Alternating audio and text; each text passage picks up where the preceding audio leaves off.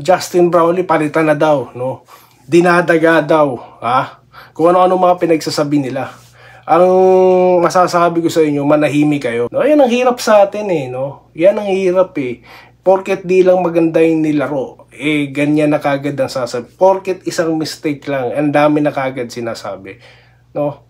Buti pa ang mga totoong fans ng barangay, naiintindihan yan. Kaya, kayong mga hater, manahimik kayo. Okay, dito tayo.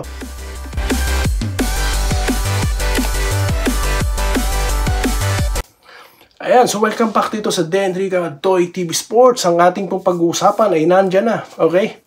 Ang mga kataga, okay, na Northport is for real. At ito pong, that's why we have Japet, no? Kasi nga po, alam naman po ng lahat, no? Ang posibleng mangyari sa Gilas, no? Yan po ang ating pag-uusapan. At mga pa-shoutout, sa mga pa-shoutout ang ating pag-uusapan, no? Yung comment po ng ating mga subscribers, mga commenters, yun po sa ating nakarang vlog, okay? So, bago po yan, kung di pa po kayo subscribers ng channel na ito or subscriber, mag-subscribe na po kayo, no? Kung nagugustuhan nyo po ang ating content. At mag-like na po kayo, lahat po ng nanonood, no? Pa-like na lang po na ito. Okay, para po kumalat pa tayo. Dumami pa po ang ating views, no?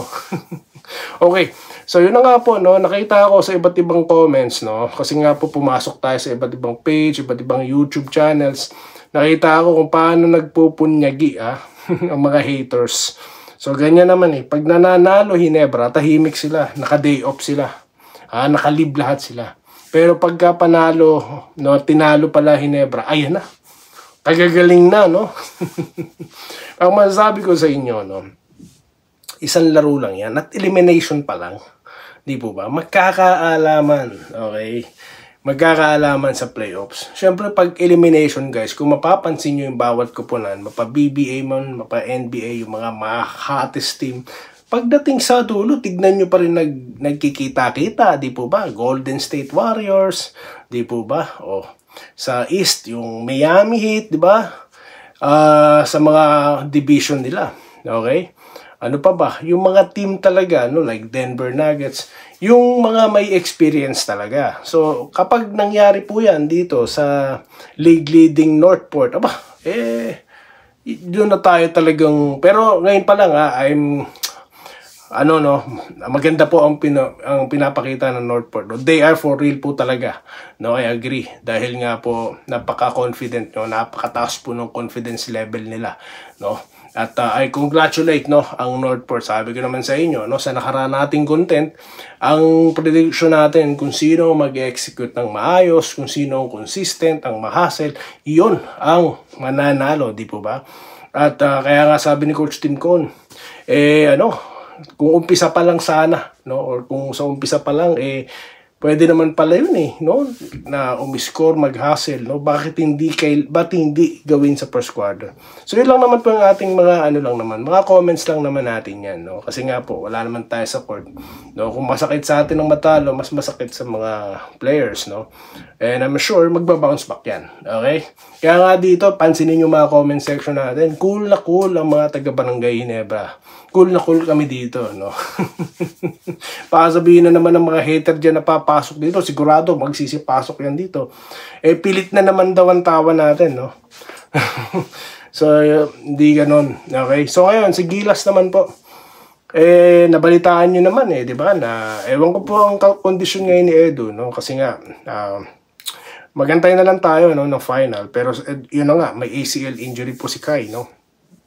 Pero antayin pa rin natin ang final, no. Pero nandyan si Japet, di ba? That's why Japet is there, no. That's why we have Japet.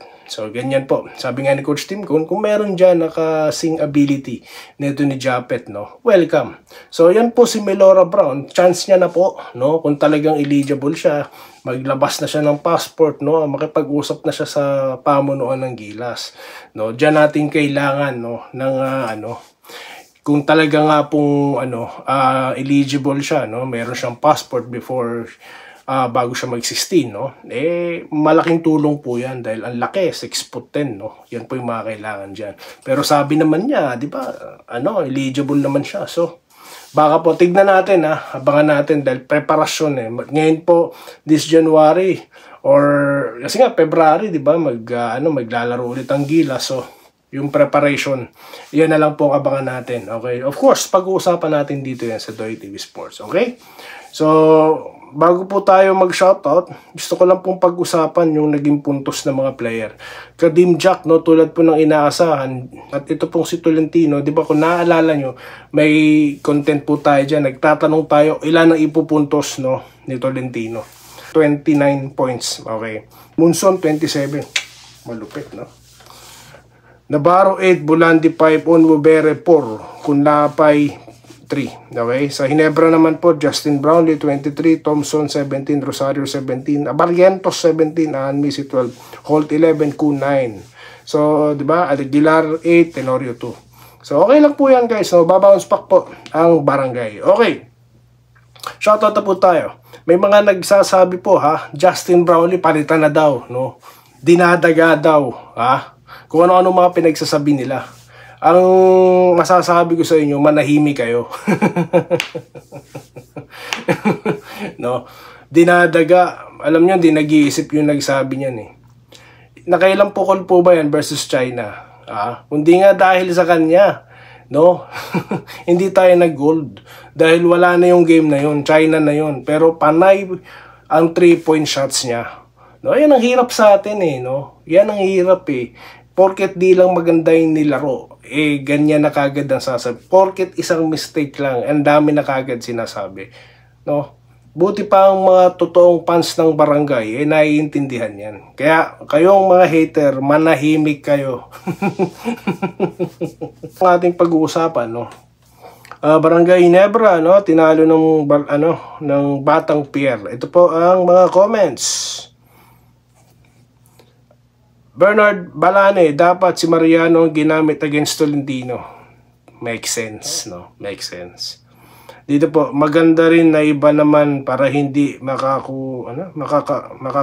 Ano to? Gerald 6. Ano pa ibig sabihin? Talagang ganyan ang basketball. May talo, may panalo. Yes. That's bilog nga ang bola, di po ba? Gerald 6 to, no? Talagang ganyan. Siya rin pa nagsabi niyan. Quirino, Manolo Jr., no? Buster, shoutout naman po, Manolo family ng Antipolo Rizal. Ayan. No, sa asawa niya na si Banji Manlolo. So, shoutout po, no? Ma'am and sir. Andresito Alantason. Ayan, okay na sana kung hindi lang nagka-error si JB at nadulas. Sayang, no? Sayang yun. Eh, kung hindi nadulas yun, edi, panalo, no? Okay lang yan. Nangyayari talaga yan. Ang pasalamat natin, hindi na-injured, di po ba? Yun lang yun. Norberto Felias, hindi papalitan si JB, main man ng Gilas. Kung sino nag-comment ng laos si JB, baka ikaw ang laos. Sabi ko sa inyo barado lang kayo sa barangay fans, kaya manahimik na lang kayo. Okay? Martina Kayabyab, Hinebra, since Jaworski era pa, shoutout po, no, kay Ma'am Martina. Ito po kay Rogelio Almoete, no? Maluwag ang depensa ng Jeans sa malaking import, kulang pa sila. Pero kung maglaro si Malonzo, yun na nga po, di pa nga naglalaro si Malonzo, no? Kaya relax lang po mga hater. Huwag kayong mag-alala, kami nga, relax lang dito eh. Di po ba? Okay, Adrian Ligado, wag lang sana masayang yung ginagawa ng Northport dahil baka matulad sila sa Magnolia. Intro boys, good luck lang sa Northport pagdating sa playoffs. Ayan, sabi po ni Sir. Ito po, si Marcelino Badayos, no? Ano na lang kaya ang buhay ng Hinebra kung wala si Brownlee, sabi niya. Ayan, nakahabol naman po, di po ba? Ganyan talaga, import eh. Natural lang asahan mo import. Alam mo naman kukuha ng import, pupunasan mo lang ng pawis sa bench. So, hindi po ganon. Okay. Unicorn Bugtong SMB pa rin kasi may 29 championship at record history ng PBA, sabi niya, no? Ito po, sabi niya, wag tayo asa sa Hinebra, malakas lang yan pag may Brownlee, sabi ni Unicorn Bugtong, Malakas talaga si Brownlee, no? So, di pa po laos yan, no? Kailangan kasi talaga mag-step up yung buong kupunan, hindi lang si Brownlee, no? Ganun lang po yan. Florencio Langam Jr., no? Iba mga players Northport ngayon, mga bata at lahat may shooting sa labas. Iba ang yes, I agree, sir, no? I agree. Tapos, yan po isa sa mga inahangaan ko sa Northport, no? Napakabuo ang loob, no? Mataas ang confidence level. Okay. Gilbert Podaca, no? Good AM, Sir Doy. Okay lang matalo Gene Kings. Maganda naman ang opensa ng Northport. Yun nga sinasabi natin, eliminations pa lang. Kaya relax lang po tayo dyan. Adrian Dulay, no? NP, bilog talaga bola. Kulang. Kulang daw sa harvest, no? Pinaglaro na si Chua kagabi. Siya lang malakas sa MC, ano? Ito po, walang pumutok sa kanila si Ralph Cusana kung wala naman sumabay. Kailan? Last 2 minutes siya kailang dumipensa. Very inconsistent. Sabi po ni Sir Gerald Castillo. Ganun po talaga. Kung nag-consistent po talaga, kung sinong consistent yun ang mananalo. Sabi ko nga po sa inyo, kahit nga po magtumpok-tumpok ang mga superstar sa isang koponan, kung hindi i-score, walang mangyayari. Di po ba? Kung matatandaan nyo po sa Golden State Warriors, kaya nila kinuha si Durant, para po may consistent scoring. Kasi hindi po pwede yung i-score ngayon, bukas hindi. No? Kaya kailangan po talaga ng consistent scorer. Okay? Consistent defender, no? Yung ma-hustle, yun po yung kailangan. Okay? So ngayon, natalo, okay lang yan, no? Bounce back, okay? At again, maraming salamat po sa inyong panonood at magkita-kita po tayo sa mga susunod na video content dito lamang, no, sa Doy TV Sports at Tenrika YouTube channel. Magkikita po tayo ulit, no, sa susunod na content dito lamang, no, sa ating channel. Muli, maraming salamat po at good morning, magandang araw at stay safe po, guys. Salamat po sa panonood.